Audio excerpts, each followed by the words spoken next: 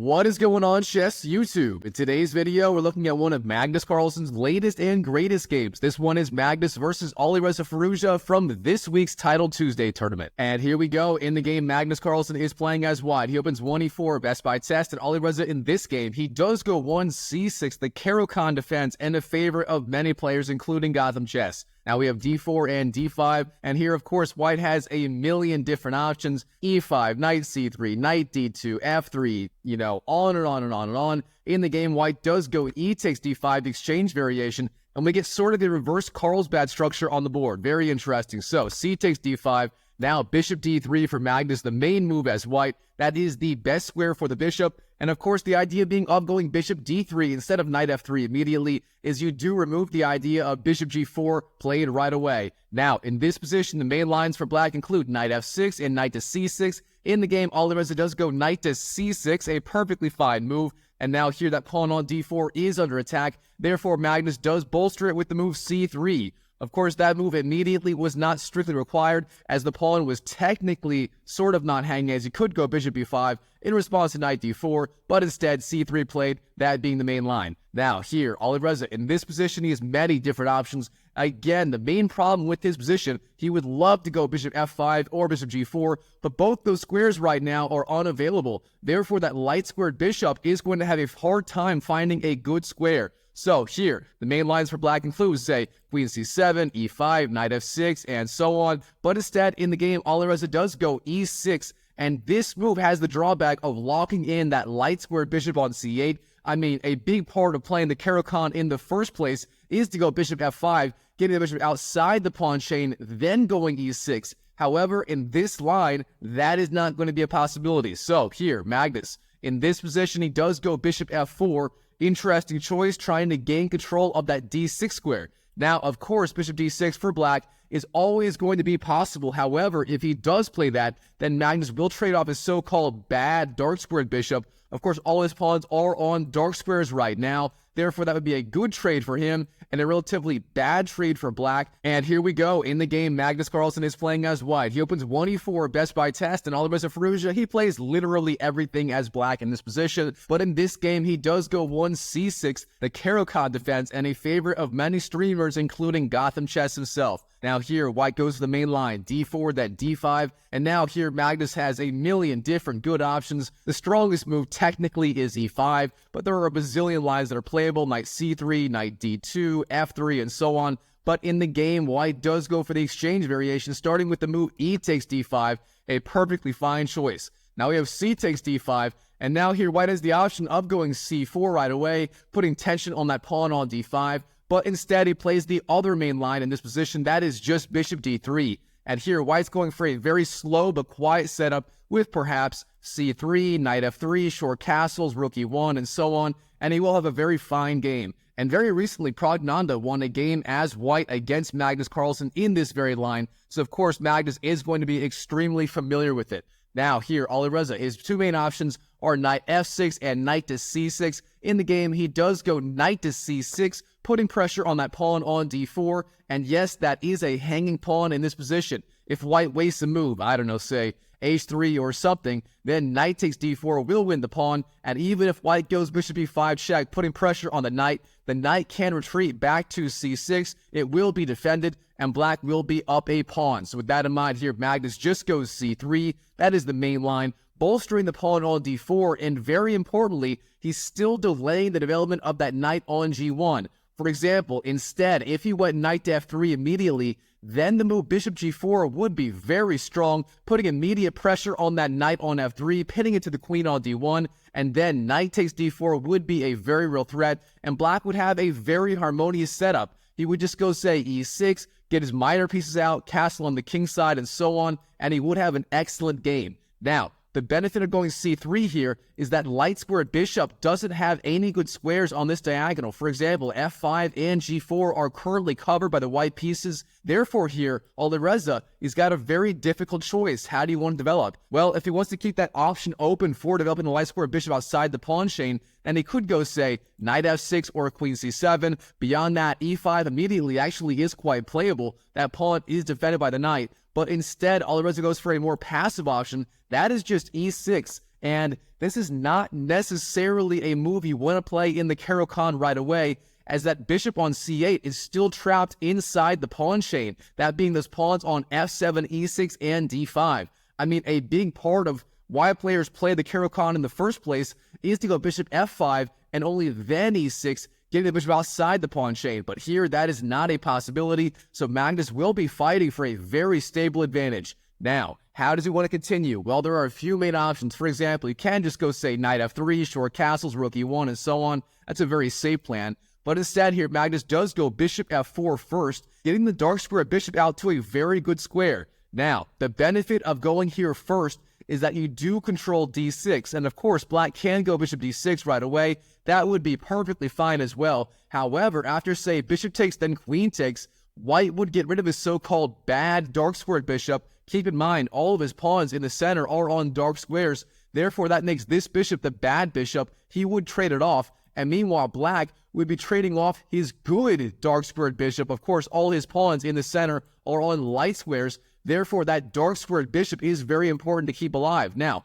bishop d6 right away is still playable, but again, white would have a very stable long-term advantage with his better light squared bishop versus the weak one of black. So with that in mind here, Alireza, he's a fighting player. He loves very complicated positions. That would be too stale and dry for his taste. So with that in mind here, knight g to e7 is the move. Now, what is the idea behind this move? Well, black may be intending, say, knight g6, putting pressure on that dark squared bishop, maybe going bishop e7, then short castles next. So a very interesting way to develop his pieces. Now here, Magnus, knight to f3 is the move, the standard developing move for white, intending short castles on the king side next. And again, he is fighting for a small but stable advantage here. Now, black can go knight g6 right away, but instead he does insert Ben Feingold's signature move. Of course, that is going to be the move f6, gaining space on the king side. And the benefit of this move right here, first of all, black does gain control of the e5 square. That is very important. Both of white's minor pieces on f4 and f3 were eyeing that square, so controlling e5 is quite important. Beyond that, black may also be threatening ideas like g5 in the future, and that technically could be a very serious threat. For example, if white just castles, then the move g5 immediately, believe it or not, is one of the top, if not the top engine line in this position. Now, instead of that here, Magnus, he did not go short castles. Instead, the move is actually the alpha 0 move, h4, and my personal favorite move on the chessboard. Gaining space on the king side, stopping the immediate g5. Of course, if black went g5 now, that would lose a pawn on the spot to, say, h takes, f takes, then bishop or knight takes g5. And beyond that, white may even be threatening the idea of h5, then h6 later in the game, trying to soften up the king side further. And this plan is especially dangerous as the move f6 does weaken the light squares around the king side. Therefore, if black does go, I don't know, h6 or g6, that would create even further weaknesses on the king side, and Magnus may have good long-term attacking chances. Now here, Alireza in this position, he does go knight to g6, intending perhaps bishop e7 or bishop d6, then short castles. But the drawback of having your knight on g6 with the alpha 0 h-pawn on the h4 square is it is just begging white to go h5 in the near future. Now, of course, that is not an immediate threat, as beyond me holding my breath for 30 minutes, that knight is threatening the bishop on f4, therefore the bishop must move. So in this position, bishop g3 is the move for Magnus, and now we do have bishop d6. Now, the benefit of going knight g6 before bishop d6, of course, that bishop did waste a move going back to g3. Now, if it did take on d6, that would constitute sort of a waste tempo. Therefore, that is not something Magnus here wants to do as white. If he did that, he would be giving up a big portion of his potential advantage. Now, instead of taking on d6, he does just go queen to c2. And this is a very, very double-edged decision. Of course, black is threatening bishop takes g3, giving white double pawns on the g-file. However, for tactical reasons, that does not quite work out in this position. If Alireza was dumb enough to capture on g3, then the winning move for white is bishop takes g6, intending h takes, then queen takes, hitting both the bishop and the king on e8. That would be a very impressive fork. And then after, say, I don't know, king to f8, then you just go queen takes g3, regaining the bishop, and in the end, you do win a pawn. Black's king had to move, it cannot castle, and you are sitting pretty. So with that in mind here, bishop takes g3 was not the move. Instead, black does go knight c to e7. Okay, this move right here is actually a very significant mistake. The idea behind it here, Alireza, he is trying to support his knight on g6 with the other knight. That way, if bishop takes, then knight takes does maintain a knight on that square. Black could also go, say, h takes, keeping the pawn on g6. Now, the drawback of this is the knights are just super clumsy on the king side. For example, at some point, white can go h4, gaining space on the king side, driving back the knight. I mean, that is going to be super ugly. So with that in mind, instead of knight c to e7, the right move was knight g to e7, keeping knights on e7 and on c6. That would be the more harmonious setup, getting out of the way of a future h5 advance. Now, instead, knight c to e7 played in the game, and now Magnus, how does he want to proceed? Well, it turns out the strongest option is just taking on d6, bishop takes, then queen takes, and then marching the alpha 0 h-pawn off the board, h5, maybe even taking on h7 after the knight moves, depending on where it goes. Now, here, instead, knight bd2 played by Magnus, a perfectly fine move. Not the most aggressive, but nothing overly wrong with it either. Now, here, Alireza, he does have the option of taking on g3 right away. Of course, white does not have those bishop takes, then queen takes tricks as the knight is properly defended. Therefore, white would have to go f takes g3, and then after, say, queen d6, targeting that weak pawn on g3, then white may have to go, say, king to f2, defending with the king, a weird artificial castling move, and overall, white would be doing relatively okay, but those pawns on the king side would not make a good impression. Therefore, for that reason, bishop takes g3 here would be quite strong. Now, instead, in the game, knight to f4 played by Alireza, a very active move. Magnus does take on f4, bishop takes, and then he just plays g3, driving back the bishop, and now, where does it want to go? There are at least 3 good moves for the bishop right here. Of course, it cannot stay on f4, it is being attacked. Now, bishop h6 is playable, bishop takes d2 is playable, and bishop d6 also playable. Where does it want to go? In the game, Alireza, he does go bishop h6, keeping the bishop alive on this diagonal, but this turns out to be a very critical mistake. Instead, just capturing on d2 was the right idea. Bishop takes d2, then both sides would have the knight and the bishop, and black would be doing actually relatively fine. As more and more pieces do come off the board, his defensive task does become quite a bit easier. Now, instead, bishop h6 was played, and the big drawback of this move, white has the option of just winning a pawn for free. That pawn on h7 is hanging, and Magnus Carlsen, he is a simple man. He sees a free pawn, he takes the free pawn. Bishop takes h7 is the move, taking on h7, and now beyond that, the threat could be bishop g6, hitting the king, and after knight takes, queen takes, the king would have to move. Black would lose the right to castle, and things would get very ugly very fast. Now, here, black, what should he be doing? Well, Stockfish loves the idea of e5, but that is a madman's move. I mean, you're down a pawn, you're undeveloped, your king is unsafe, and then you want to go blowing open the center. I mean, Stockfish says, yes, it is playable, and it is the best move here, but I don't know about that. The reason why it works is e5, d takes, then bishop takes, then maybe king takes, and then queen to b6, targeting the pawn on f2, as this diagonal here is being opened up after the pawn moves.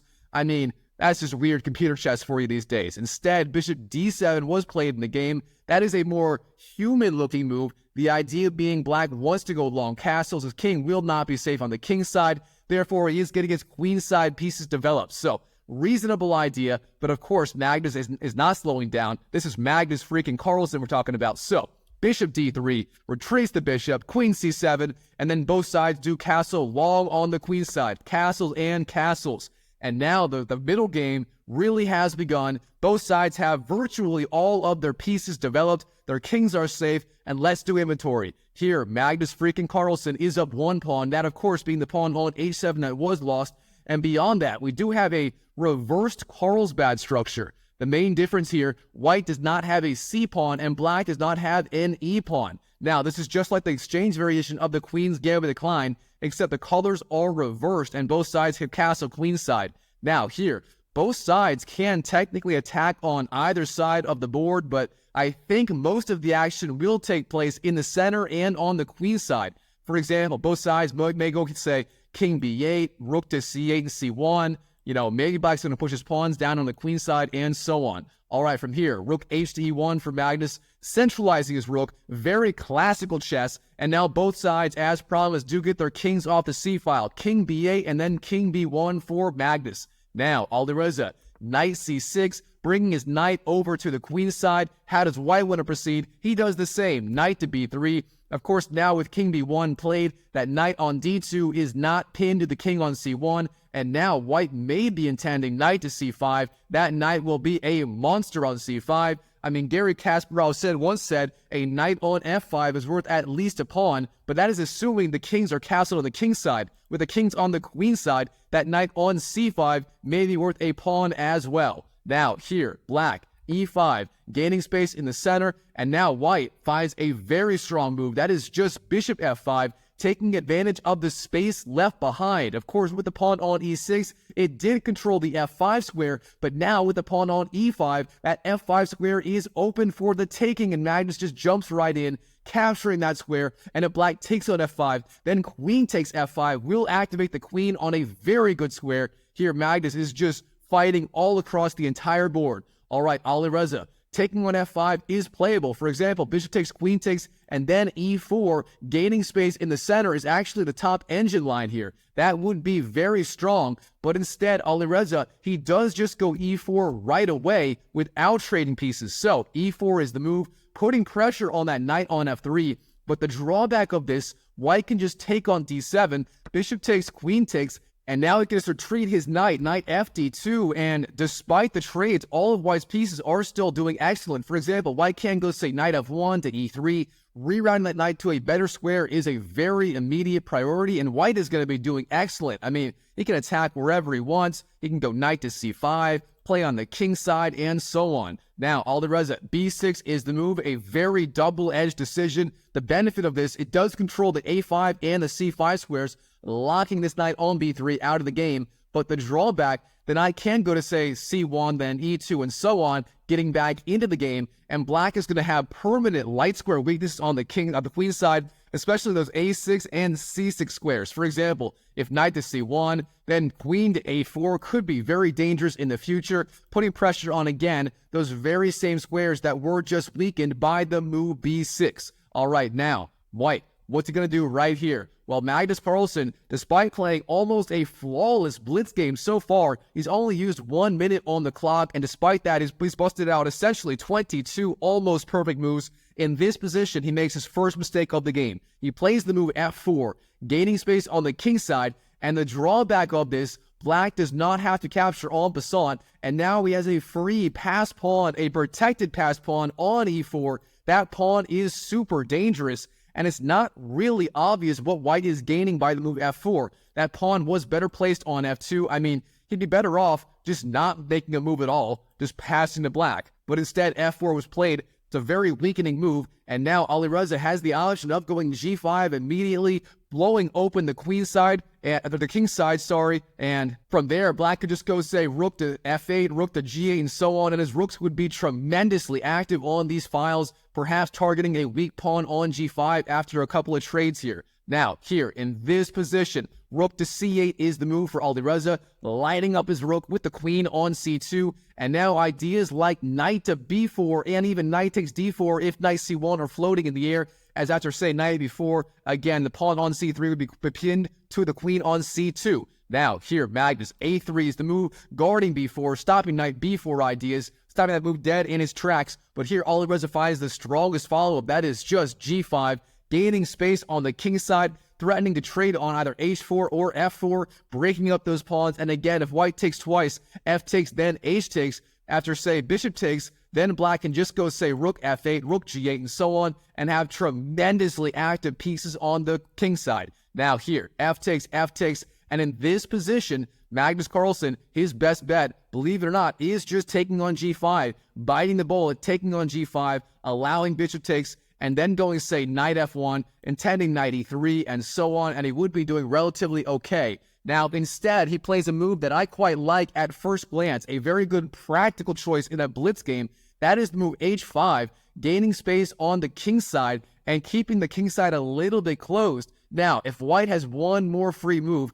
that being the move g4 and, I don't know, say, knight f1, knight e3, and so on, getting that pawn defended, he would be doing excellent. So 3 free moves, he'd be doing excellent. However, he doesn't have 3 free moves, and black just goes g4, breaking up the pawn chain. This is a very common idea you see in the Roy Lopez, where black often has a pawn on, say, b4, and white will go all the way to a5, trying to break up disconnected pawns on the queen side, except this time it's on the king side, and black is the one breaking up the pawns on the king side. Now those pawns on g3 and h5 are going to be extremely weak. The pawn on g4 is very hard to attack. And here Alireza, he is starting to turn the tides, but keep in mind, he has less than 1 minute left on the clock. He has 50 seconds in this blitz game versus the 1 minute and 40 seconds of Magnus. It is going to be an all-out dogfight the rest of this game. All right, knight f1. Magnus finally rewriting his knight to a better square. The idea being, of course, knight to e3, pressuring g4. That is his main plan. I don't know, knight e3, queen e2, rook f1, and so on.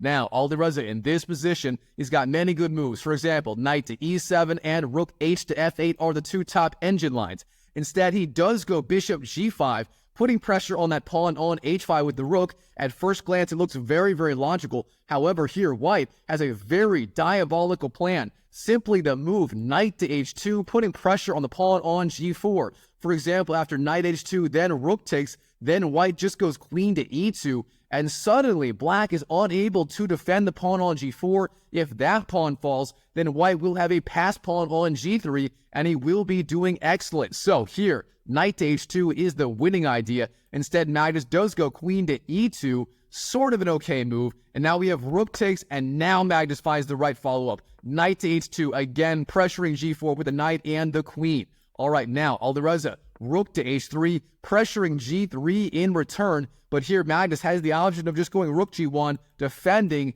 then taking on g4 with total domination of the king side. Instead, knight takes g4 is the move, a slight inaccuracy in time pressure, and now we have rook takes g3, capturing on g3, and pressuring the knight on g4. Now, rook g1, then rook takes and rook takes. Now the pawns on the king side have been liquidated. All the pawns are on the queen side and the center, and both sides do have 4 pawns. Black, of course, has 1 extra pawn island, but his passed pawn on d4 does make a very good impression. That will give him decent chances in the endgame if it gets that far. We are technically still in a middle game, and king safety is still of the utmost importance. Now, black, bishop f4, putting the bishop back to a better diagonal, trying to defend the queen side a little bit, and rook to f1 pressures the bishop. Now, bishop c7 does retreat. Alireza playing a little bit defensively, and as you can see by the eval bar shooting up on the left side of your screen, this move was a little bit inaccurate. Now, Magnus, knight to e3, getting the knight to a better square, pressuring d5, so far so good. Knight to e7 for Alireza defends, and now rook to f7, flying in with the rook, pinning the knight to the queen on d7, and an excellent move, especially in blitz, trying to keep black under pressure. Now, of course, if the queen moves, that knight will hang. Therefore, Alireza, he may be consuming a lot of time on his next few moves, trying to find a good way to untangle. And when you have 19 seconds left on the clock, that is never a good thing. So here, queen to e6 puts pressure on the rook. How is white going to defend? In the game, the strongest moves technically are queen to f1 and queen to h5, but in the game, he just goes rook to h7, a very good practical choice in a blitz game. Again, maintaining pressure on that knight, keeping the rook alive, and again, Alireza, he's in extreme time pressure. What's it going to be? Here he goes rook to f8, getting his rook to the open file, potentially trying to set up ideas like, I don't know, queen f6, queen f2, and so on, but it's very, very slow. And here, Magnus, he jumps in with the queen to the light squares on the queen side. Queen to b5, finally making use of the very weakening move b6, and now he has many different threats, the biggest one being knight to c5 or a5, jumping in with the knight, and of course that pawn on b6 will be pinned to the king on b8. Therefore, you will not be able to take. So with that in mind here, black, he's got to get his king off this file immediately, off the dangerous b file. He's got to go king to a8, running away with the king. Now, instead, Alireza, queen to d6 is the move, and this turns out to be a very significant mistake, as you can see by the eval bar on the left side of your screen skyrocketing up. Here, Magnus has 1 minute and 14 seconds to find the winning combination, and if you like puzzles and you think you can do as well as Magnus in this position, go ahead and pause the video and try to find the winning idea for Magnus right here, right now. And while you're at it, go and smash that YouTube like button for more videos just like this. Thank you so much. All right, here, Magnus, of course, the key idea is knight to c5, jumping in with the knight, and now there are all kinds of different threats in this position. Black, what should he do right here? Well, the best defensive idea is rook d8, but then after c4, trying to open up the center, the threat being if d takes, then knight takes, the other knight jumps into the attack, and things get very, very dangerous very fast. Now, instead here, Alireza, king to c8 was the move played in the game, but this is a critical mistake. Here, Magnus just goes queen to a6 check, and the threats are just overwhelming in this position. For example, if you go king to b8, then queen b7 is checkmate, and instead, if you go, say, king to d8, then knight c7 forks the king and the queen. That would be effectively game over on the spot, and there is no other good move as the knight does control d7. You got to go to d8 or b8. Both of those moves lose on the spot. Therefore, for that reason, in this position, Alireza Firouzja, he resigns on the spot with just 5 seconds left to the GOAT, Magnus Carlsen. Wow, what a game by Magnus and Alireza Firouzja in this week's Title Tuesday tournament. All right, Chess YouTube, I hope you enjoyed this video. If you did, go and smash that YouTube like button. I know you want to smash it, do it right now. And check out this video right here, where Magnus Carlsen had the audacity to play the King's Gambit, the most aggressive opening in chess against Alireza Firouzja in blitz time controls. That game was incredible. If you want to see Magnus play a beautiful King's Gambit game, check that video out, and I'll see you in the next video.